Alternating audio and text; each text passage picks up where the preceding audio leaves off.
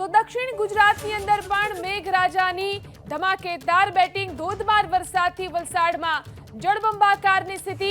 વલસાડ અને નવસારી જિલ્લાની અંદર મન મૂકીને મેઘરાજા વરસ્યા છે।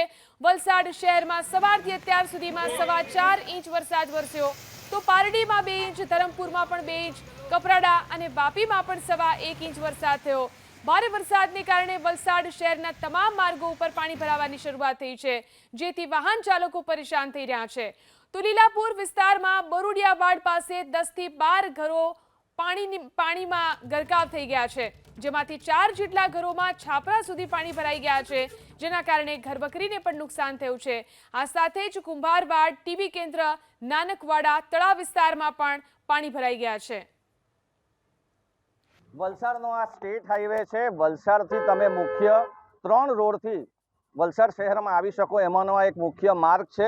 અત્યારે આ રોડ ઉપર પાણી ભરાઈ ચૂક્યા છે। આજ સુધી આ વિસ્તારમાં ક્યારેય પાણી ભરાયા નહોતા, પરંતુ જે પ્રમાણે આ રોડ બન્યો છે, આપ જોઈ શકો છો જે રીતે અહીંયા પાણી ભરાયા છે, લોકો હેરાન થઈ રહ્યા છે અને લાંબી લાઈન લાગી છે વાહનોની, કારણ કે આ જે વરસાદી પાણી ભરાયું છે તેને કારણે અત્યાર સુધી ઘણા વેહિકલ્સ બંધ થઈ ચૂક્યા છે।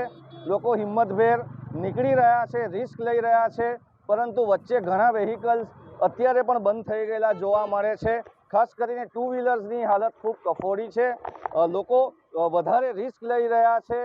ગાડીના એન્જિન સુધી પાણી છે, ફોર્સફુલી ગાડી તેઓ બહાર કાઢવાનો પ્રયાસ કરી રહ્યા છે, ત્યારે ટ્રાફિક જામ થઈ જવાને કારણે જે દ્રશ્યો સર્જાઈ રહ્યા છે આપ જોઈ શકો છો। જે વરસાદી પાણી છે એ હાલ એનો નિકાલ નથી થઈ રહ્યો।